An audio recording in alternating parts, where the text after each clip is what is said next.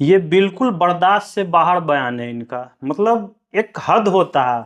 हम जैसे मुसलमान को बदनाम करते हैं, भाजपा वाले इमेज किलिंग का काम करते हैं, पॉलिटिकल इमेज का भी किलिंग कर देते हैं, उससे भी गिरा हुआ बयान है ये। आपको हम थोक में वोट दें, आपके लिए हम लाठी गोली खाएं, हमारे बाप दादा लाठी गोली खाते आए हैं, और आप हमको चरमपंथी कहिएगा। आप चरमपंथी किस लिए कहें उनको? सिर्फ इसलिए ना कि वो दाढ़ी टोपी पहनते हैं, यानी उनके चेहरे पे दाढ़ी है, वो टोपी लगाते हैं।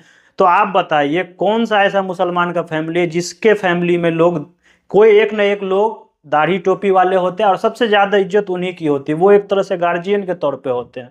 अब इस तरह के इमेज के लोग को आप कट्टरपंथी या अतिवादी और एक्सट्रीमिस्ट कहेंगे? इस बात का कोई जवाब है? आप क्या चाहते हैं? आपकी मानसिकता दिख रही है। आप आरएसएस के इस शब्द का चयन जी क्यों किया तेजस्वी यादव में, क्या लगता है? तो इससे इसकी मानसिकता आ गई ना सामने। इनकी जो असलियत है, भाजपा वाले खुल के गाली देते हैं या खुल के हम लोग को बुरा भला कहते हैं, तो चलो उनका तो दावा है कि हमको आपका वोटो नहीं चाहिए, लेकिन आप दावा करते हैं हमारे वोट का, तब आप हमको गाली दे रहे हैं। कितना शर्म की बात है। यादव का जो बैकग्राउंड है, उनके फादर की बात बिल्कुल समाजवाद की राजनीति करते हैं। बिल्कुल, लालू यादव वाहिद शख्सियत थे उस जमाने में जब सामंतवाद चरम पे था। लालू यादव ने बेस्वरों को स्वर दिया है, यानी जिसका कोई आवाज नहीं था, जिसका कोई सहारा नहीं था, उनको सहारा दिया।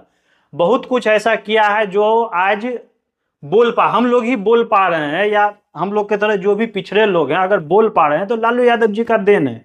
लेकिन तेजस्वी जी उनके लीगेसी को बर्बाद करने का काम कर रहे हैं।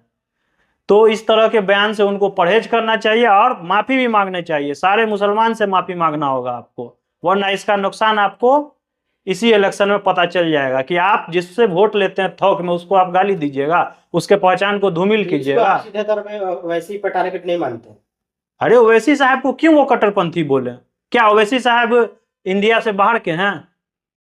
उनको सांसद रत्न का अवार्ड मिला है। ओवैसी साहब देश का नाम बढ़ाए हैं कई देशों में, इवन कि पाकिस्तान तक में जाके देश का नाम बढ़ाए हैं।